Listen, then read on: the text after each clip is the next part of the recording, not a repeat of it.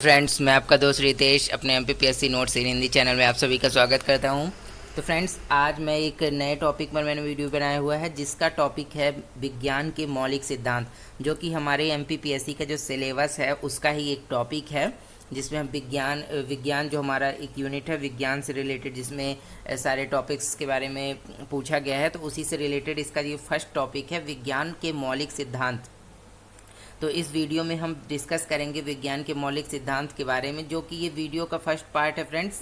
तो इस वीडियो में पूरा लास्ट तक आप ज़रूर देखिएगा, क्योंकि इसमें मैंने कई इंपॉर्टेंट चीज़ें उसके बारे में डिस्कस किया है, जो कि हमारे एमपीपीएससी के जो नोट्स हैं उसको कवर करेगा और उसके लिए काफ़ी इम्पॉर्टेंट है। तो इस वीडियो को आप पूरा लास्ट तक देखें। तो चलते हैं फ्रेंड्स वीडियो की ओर, देखेंगे कौन कौन से इसमें इम्पॉर्टेंट पॉइंट्स शामिल किए गए हैं। तो देखते हैं। इसमें सबसे पहले जो मैं बात करूं फ्रेंड्स, तो मैं आपको बता दूं कि ये फर्स्ट पार्ट है वीडियो का, जिसमें हम भौतिक विज्ञान के सिद्धांत के बारे में डिस्कस करेंगे। और जो इसका अगला पार्ट, जो नेक्स्ट पार्ट लेके आऊँगा मैं, उसमें हम रसायन विज्ञान के सिद्धांत और फिर जीव विज्ञान के सिद्धांतों के बारे में भी डिस्कस करेंगे। क्योंकि ये फर्स्ट वीडियो है तो इसमें हम भौतिक विज्ञान के सिद्धांत के बारे में डिस्कस करते हैं। तो इसमें जो यहाँ पे न्यूटन के गति के नियम के जो भौतिक सिद्धांत जो हैं फ्रेंड्स, भौतिक विज्ञान के सिद्धांत, तो इसमें पहला है न्यूटन के गति के नियम। इसमें से फ्रेंड्स ये क्वेश्चन बनता है, जैसे पूछ सकता है आपसे कोई एग्जाम में कि ये नियम दे देगा कोई भी, या कोई भी ऐसा पूछ देगा, परिभाषा दे देगा और बोल देगा कि ये किस वैज्ञानिक की परिभाषा है या किस वैज्ञानिक का नियम है। ठीक है, तो इस प्रकार से मैंने इसमें सब कुछ शामिल किया है। तो ये पहला है न्यूटन के गति के नियम, जिसमें प्रथम नियम क्या है। तो जो प्रथम नियम है, कोई भी वस्तु तब तक अपनी विरामावस्था में रहती है जब तक कि कोई बाह्य बल आरोपित ना किया जाए। मतलब ये इसमें बताया जा रहा है कि कोई भी वस्तु तब तक विरामावस्था में रहती है जब तक कोई बाह्य बल आरोपित ना किया जाए उस पर। ठीक है, तो ये न्यूटन की गति का प्रथम नियम है। अब चूंकि पता होगा आप सबको कि न्यूटन की गति का 3 नियम है, तो इसमें हम आगे सेकंड जो नियम है वो देखते हैं कौन सा है। तो दूसरा नियम है, संवेग में परिवर्तन की दर आरोपित बल के समानुपाती होती है एवं परिवर्तन उसी दिशा में होता है जिस दिशा में बल आरोपित किया जाता है। तो ये है न्यूटन की गति का दूसरा नियम। ठीक है फ्रेंड्स, इसके बाद देखते हैं नेक्स्ट, जिनका थर्ड नियम है न्यूटन की गति के, वो कौन सा नियम है। तो थर्ड नियम है फ्रेंड्स, प्रत्येक क्रिया के विपरीत और बराबर प्रतिक्रिया होती है एवं भिन्न भिन्न वस्तुओं पर क्रिया करती हैं। यदि वे एक ही वस्तु पर क्रिया करती हैं तो परिणामी बल शून्य होगा। तो ये न्यूटन की गति का ये जो है तीसरा नियम है। तो इसमें से कोई भी नियम आपको पूछ सकता है कि नियम एक दे देगा और पूछ लेगा कि ये न्यूटन की गति का कौन सा नियम है। ठीक है, तो इन सभी को आप नोट्स में ज़रूर ऐड करते जाइएगा। अब देखते हैं जो नेक्स्ट हमारा वो है, देखते हैं कौन सा नियम ये है। तो ये है संवेग संरक्षण का सिद्धांत। संवेग संरक्षण का सिद्धांत ये क्या है फ्रेंड्स, तो ये देखते हैं, जब दो या दो से अधिक वस्तुएं एक दूसरे के साथ परस्पर क्रिया करती हैं एवं कोई भी बाह्य बल नहीं लग रहा होता है तो उनका कुल संवेग सर्वदा संरक्षित रहता है। उदाहरण के लिए रॉकेट का उड़ान। तो ये जो है फ्रेंड्स, ये संवेग संरक्षण का सिद्धांत है। ठीक है, तो ये कोई भी इसकी डेफिनेशन दे देगा एग्जाम में और पूछ लेगा कि ये कौन से सिद्धांत है, तो आपको बताना होगा कि संवेग संरक्षण का सिद्धांत है ये। ठीक है, इसके बाद देखते हैं जो अगला हमारा वो है, वो क्या है देखते हैं। तो ये है फ्रेंड न्यूटन का गुरुत्वाकर्षण नियम। न्यूटन का गुरुत्वाकर्षण नियम क्या है फ्रेंड, किन्हीं दो पिंडों के बीच कार्य करने वाले बल का परिणाम पिंडों के द्रव्यमान के गुणनफल के समानुपाती तथा उनकी बीच की दूरी के वर्ग के व्युत्क्रमानुपाती होता है। क्या बोल रहा है, किन्हीं दो पिंडों के बीच कार्य करने वाले बल का परिणाम पिंडों के द्रव्यमान के गुणनफल के समानुपाती तथा उनकी बीच की दूरी के वर्ग के व्युत्क्रमानुपाती होता है। तो ये किसका नियम है, तो न्यूटन के गुरुत्वाकर्षण का नियम है। ठीक है, इसके बाद देखते हैं नेक्स्ट क्या है। तो नेक्स्ट है पास्कल का नियम क्या है। तो पास्कल का नियम है, संतुलन में द्रव का दबाव, संतुलन में द्रव का दबाव चारों तरफ बराबर होता है। मतलब जब संतुलन जो होता है, जब मतलब कि कोई भी चीज़ है संतुलित होती है एकदम, तो उसमें द्रव का जो दबाव होता है वो चारों तरफ से बराबर होता है, ये बताया जा रहा है। ये किसका नियम है, तो ये पास्कल का नियम है। इसके बाद देखते हैं नेक्स्ट क्या है। नेक्स्ट है फ्रेंड हुक का नियम। हुक का नियम क्या है, प्रत्यास्थता सीमा के अंदर प्रतिबल सदैव विकृति के समानुपाती होता है। क्या बोल रहा है? प्रत्यास्थता सीमा के अंदर प्रतिबल सदैव विकृति के समानुपाती होता है। तो ये किसका नियम है? तो ये हुक का नियम है। ठीक है फ्रेंड्स, इसके बाद देखते हैं, एक सेकंड फ्रेंड्स, इसमें थोड़ा सा,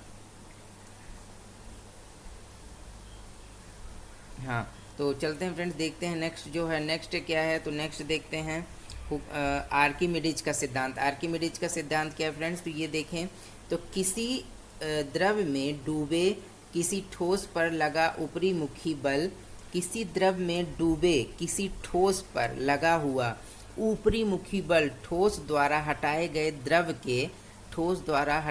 द्रव के भार के बराबर होता है। ठीक है फ्रेंड्स, तो इसमें क्या, ये किसका सिद्धांत है? तो ये आर्किमिडीज का सिद्धांत है। ठीक है, सभी को आप नोट में ज़रूर ऐड कीजिएगा। चलिए देखते हैं नेक्स्ट क्या है। तो बॉयल का नियम क्या है? तो ये है, किसी निश्चित तापक्रम पर किसी गैस की दी गई मात्रा का आयतन उसके दाब के व्युत्क्रमानुपाती होता है। क्या बोल रहा है फ्रेंड? बॉयल का नियम, किसी निश्चित तापक्रम पर किसी गैस की दी गई मात्रा का आयतन उसके दाब के व्युत्क्रमानुपाती होता है। ये किसका नियम है? तो ये है बॉयल का नियम। ठीक है, इसके बाद देखते हैं नेक्स्ट क्या है। तो नेक्स्ट नियम है फ्रेंड्स चार्ल्स का नियम। चार्ल्स का नियम देख क्या है? तो ये है, दाब नियत हो, यदि प्रेशर जो होता है दाब नियत हो तो गैस का आयतन जो है तापक्रम का समानुपाती होता है। मतलब जब यदि दाब नियत हो तो जो गैस का आयतन होता है वॉल्यूम, तो वो किसके समानुपाती होता है? तो वो ताप के, जो ठीक है टेम्परेचर के समानुपाती होता है। इसके बाद गैसों का गतिज सिद्धांत क्या है? तो ये देखें थोड़ा, गैसों का गतिज सिद्धांत क्या है? यदि किसी ठोस को घनाकार बर्तनों में रखा जाए, ठीक है, तो गैस का दाब गैस के द्वारा उत्पन्न दाब के बराबर होता है। ठीक है, गैस का दाब गैस के द्वारा उत्पन्न दाब के बराबर होता है, जो गैस द्वारा बर्तन की दीवार की इकाई क्षेत्रफल पर इकाई सेकंड में उत्पन्न की जाती है। ठीक है, तो ये किसका सिद्धांत है? तो ये है गैसों का गतिज सिद्धांत। ठीक है, इसके बाद देखते हैं नेक्स्ट सिद्धांत कौन सा है। तो ये है किरचॉफ का नियम। किरचॉफ का जो ताप नियम है वो क्या है? तो किरचॉफ का ताप नियम है, किसी विकिरण के लिए ऊष्मा का अच्छा शोषक उसी विकिरण के लिए ऊष्मा का अच्छा विकिरक भी होता है। ठीक है, ये किसका नियम है? तो ये किरचॉफ का नियम है, और ऊष्मा की इकाई क्या होती है? जूल होती है। ठीक है, इसके बाद देखते हैं नेक्स्ट क्या है। तो नेक्स्ट है न्यूटन का शीतलन का नियम। न्यूटन का शीतलन का नियम क्या है फ्रेंड्स? तो ये देखते हैं, न्यूटन के शीतलन का नियम में किसी वस्तु के शीतलन की दर उस वस्तु के औसत ताप तथा वातावरण के ताप के अंतर के अनुक्रमानुपाती होता है।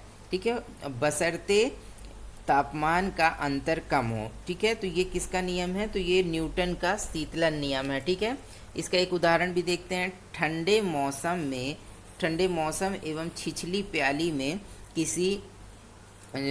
किसी द्रव का जल्दी ठंडा होना न्यूटन के शीतलन नियम की पुष्टि करता है। ये उदाहरण है, ठीक है, न्यूटन के शीतलन नियम की।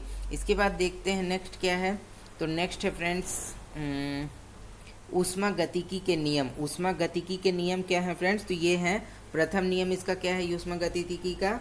तो ये है, एक यांत्रिक क्रिया में उत्पन्न ऊष्मा किए गए कार्य के समानुपाती होती है। क्या बोल रहा है फ्रेंड? एक यांत्रिक क्रिया में उत्पन्न ऊष्मा किए गए जो कार्य के समानुपाती होता है, जितना मतलब कार्य किया जाता है उसके समानुपाती होता है। ऊष्मागतिकी का प्रथम नियम ऊर्जा संरक्षण नियम को दर्शाता है। ये जो प्रथम नियम है फ्रेंड्स, ये ऊष्मा के संरक्षण के नियम को दर्शाता है। कौन सा? ऊष्मागतिकी का प्रथम नियम। इसके बाद देखते हैं दूसरा नियम क्या है। तो दूसरा नियम है, इस नियम के अनुसार ऊष्मा के संपूर्ण भाग को यांत्रिक कार्य में बदलना संभव नहीं है। ठीक है, ऊष्मा के जो संपूर्ण भाग होता है उसे यांत्रिक कार्य में बदलना संभव नहीं है, परंतु इसके एक निश्चित भाग को कार्य में बदला जा सकता है। परंतु एक इसके निश्चित जो भाग होता है, एक पर्टिकुलर पार्ट या ठीक है ना, तो उसके कार्य जो है वर्क उसको बदला जा सकता है। ठीक है, अर्थात ऊष्मा अपने आप में निम्न ताप की वस्तु से उच्च ताप की वस्तु की ओर प्रवाहित नहीं हो सकती। ठीक है। इसके बाद देखते हैं नेक्स्ट जो है क्या किसका नियम है, तो ये है डॉपलर का। डॉपलर का नियम जो है ये क्या है, यदि ध्वनि स्रोत तथा श्रोता को माध्य सापेक्ष गति हो रही हो, एक सेकेंड, यदि ध्वनि स्रोत तथा श्रोता को माध्य सापेक्ष गति हो रही हो, इसमें मध्य होगा फ्रेंड्स कि मध्य, यहाँ पे माध्य लिखा गया, मध्य लिख लीजिएगा आप, मध्य। ठीक है, मध्य मध्य। यदि ध्वनि स्रोत तथा श्रोता के मध्य सापेक्ष गति हो रही हो तो श्रोता को ध्वनि की आवृत्ति तारत्व से भिन्न प्रतीत होती है। ठीक है, ध्वनि में होने वाले इस आभासी परिवर्तन की घटना को डॉपलर प्रभाव या डॉपलर का नियम कहते हैं। ठीक है फ्रेंड्स, क्या कहते हैं, डॉपलर का प्रभाव या डॉपलर का नियम कहा जाता है। इसके बाद देखते हैं नेक्स्ट जो नियम क्या है, तो कूलाम का चुंबकीय नियम, ये क्या है, तो कूलाम का चुंबकीय नियम देखते हैं क्या है। तो कूलाम का चुंबकीय नियम है, समान आवेश परस्पर प्रतिकर्षित व असमान आवेश आकर्षित होते हैं। दो आवेशों के बीच क्रियाशील आकर्षण तथा प्रतिकर्षण का बल उनके गुणनफल के समानुपाती एवं उनके बीच की दूरी के वर्ग के व्युत्क्रमानुपाती होता है। ठीक है फ्रेंड्स, तो इसके बाद ये जो है फ्रेंड्स ये कूलाम के चुंबकीय नियम है। ठीक है, इसके बाद देखते हैं नेक्स्ट नियम कौन सा है, तो नेक्स्ट है ओम का नियम। ओम का नियम क्या है फ्रेंड्स, तो ये है ओम का जो नियम है फ्रेंड्स ये है, यदि किसी चालक की भौतिक अवस्थाएं अपरिवर्तित रहें तो उसके सिरों पर लगाए गए विभवांतर एवं उसमें प्रभावित विद्युत धारा की निष्पत्ति नियत होती है। ठीक है फ्रेंड्स, तो फ्रेंड्स इस वीडियो में मैंने जितने भी नियम बताए हैं उन सभी को आप नोट कर लीजिएगा, क्योंकि इनमें से कोई भी नियम जो है MPPSC प्री के एग्ज़ाम में पूछा जा सकता है। तो आपको पता है कि अभी हाल में ही MPPSC प्री का एग्ज़ाम भी होने वाला है, और जो भविष्य में भी 2022-23 जो भी एग्ज़ाम होंगे उन सभी में भी ये क्वेश्चन बन सकते हैं। तो इन सभी को आप नोट्स में ऐड कर लीजिए, ताकि ये आज इसी MPPSC के लिए ना ही बल्कि आने वाले और MPPSC के लिए भी आपको काम दे सके।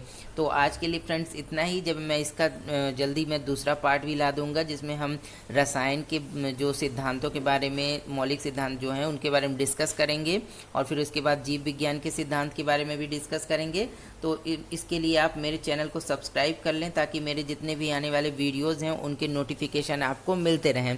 ठीक है फ्रेंड्स, और फ्रेंड्स मैंने अपने चैनल में कई और वीडियोज़ डाल दिए हुए हैं MPPSC से रिलेटेड प्री के, तो उन सभी वीडियोज़ को भी आप देख सकते हैं। ठीक है फ्रेंड्स, तो फ्रेंड्स यदि वीडियो आपको अच्छा लगा हो तो आप इसे लाइक और शेयर ज़रूर कर दें। आज के लिए इतना ही फ्रेंड्स, मिलेंगे नेक्स्ट वीडियो में न्यू टॉपिक के साथ। Okay friends, bye bye.